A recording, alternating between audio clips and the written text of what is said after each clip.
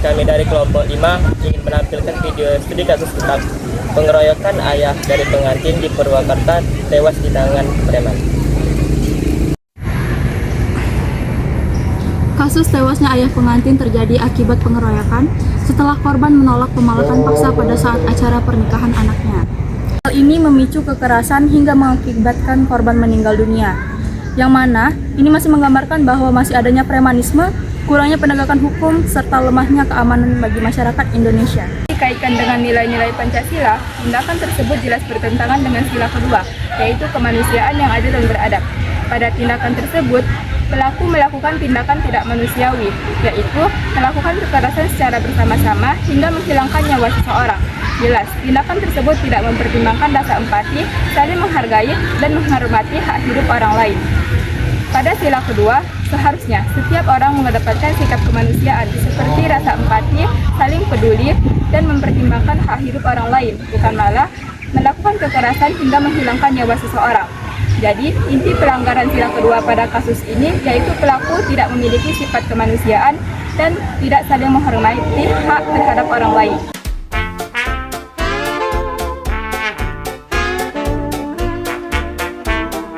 Baik, perkenalkan saya Andra Prayoga dari program studi PGSD Angkatan 2025.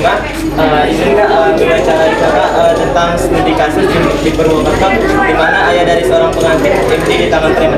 Sebelum itu, boleh Kak perkenalkan diri? Ya, Oke Andra, terima kasih. Saya Muhammad Sofian, mahasiswa PGSD Angkatan 2025. Bagaimana pandangan Bapak sebagai duta anti kekerasan terkait kasus pengeroyokan yang menewaskan ayah pengantin ini, Kak? Ya, sebenarnya ini salah satu kejadian yang sangat disayangkan karena di sini kita bisa lihat bahwa pengeroyokan yang dilakukan di momen sakral seperti pernikahan ya, saya melihat bahwa itu termasuk ke dalam tindak kekerasan yang cukup kolektif. Apalagi itu ini momen yang memang seharusnya bahagia ya, dan segala macam. Nah, saya melihat bahwa di situ didasari yang pertama oleh prioritas dari lingkungan. Oke, tidak adanya kemampuan untuk mengontrol secara emosional, mengontrol emosi secara emosional. Nah, mungkin yang kedua masih adanya faktor-faktor yang sebelumnya jelas pastinya, sehingga terjadi pengeroyokan tersebut. Dan mungkin yang terakhir saya melihat bahwa ada indikasi bahwa di daerah tersebut masih budaya atau ya kita nggak bisa bilang budaya, tapi setidaknya ada budaya dari main hakim sendiri, karena kita nggak boleh seperti itu kan. Nah, itu kan satu hal yang harus kita hindari. Mungkin sebagai duta anti kekerasan karena ekip, pastinya ini menjadi kasus yang sangat menjadi apa ya, contoh patokan lah kita belajar ke depannya. Sebenarnya kasus-kasus semacam ini harus kita ketahui dulu apa dasarnya, sehingga pengeroyokan seperti ini tidak lagi-lagi terjadi. Nah, kenapa pentingnya bagi kita untuk sama-sama mengetahui atau sebenarnya mengedukasi sesama kita perihal pentingnya dari budaya literasi digital ataupun literasi yang sifatnya visual seperti itu segala macam, terutama untuk di bagian bidang kekerasan. Mungkin Terima kasih atas waktu saya untuk menjawab pertanyaan saya. Selamat siang, izin saya di sini. Saya Akila dari Fakultas Keguruan Tinggi Pendidikan program. Di sini saya izin mewawancarai terkait kasus seorang yang pengantin tewas di tangan preman akibat dia itu minta uang keamanan. Nah, menurut kakak atau tanggapan kakak atas kasus ini bagaimana, dan langkah konkret apa yang Anda rekomendasikan untuk mencegah kejadian serupa supaya tidak terulang lagi?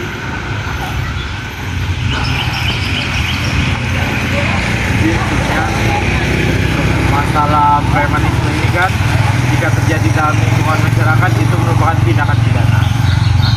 Menurut saya hal ini merupakan tindak pidana yang sangat keji terhadap bapak seorang pengantin yang mau menikah ini, dan hal tersebut harus mendapatkan hukuman atau justice, retributive justice yang setimpal.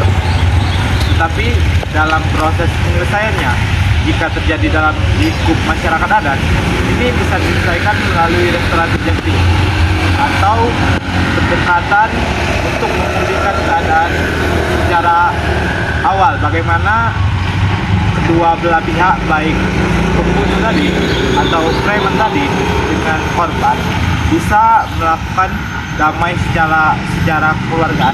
Dan jika dalam kasus pidana atau dalam kasus pembunuhan seperti ini merupakan tindakan pidana yang sudah sangat berat,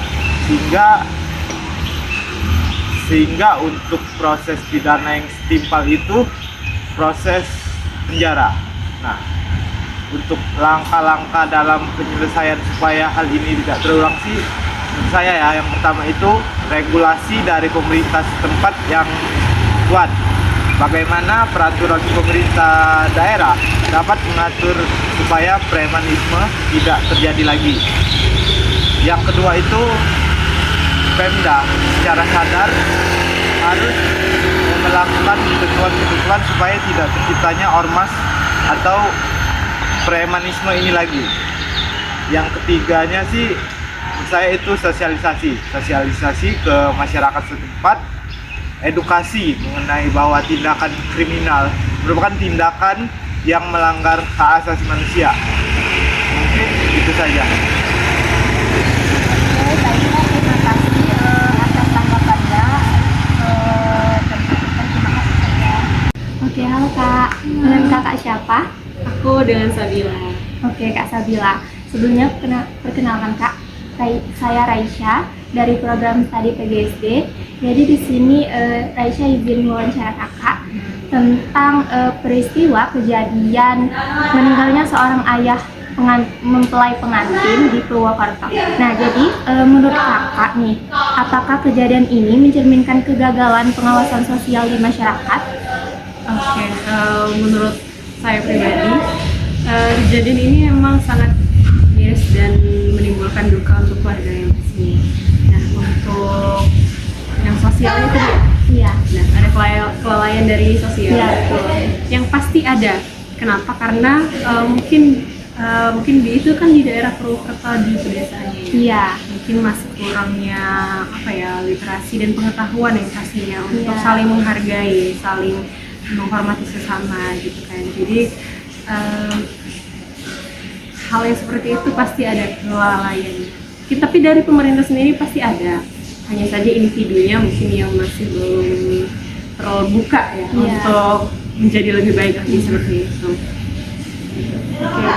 Terima kasih ya Kak. Oke. Atas ini jawabannya. Sama-sama.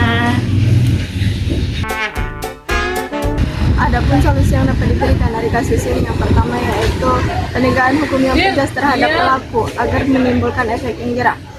Yang kedua yaitu pemberantasan premanisme dan pemalakan yang sering meresahkan masyarakat. Yang ketiga yaitu peningkatan keamanan saat acara besar melalui pengawasan yang lebih baik. Yang keempat yaitu edukasi terhadap masyarakat.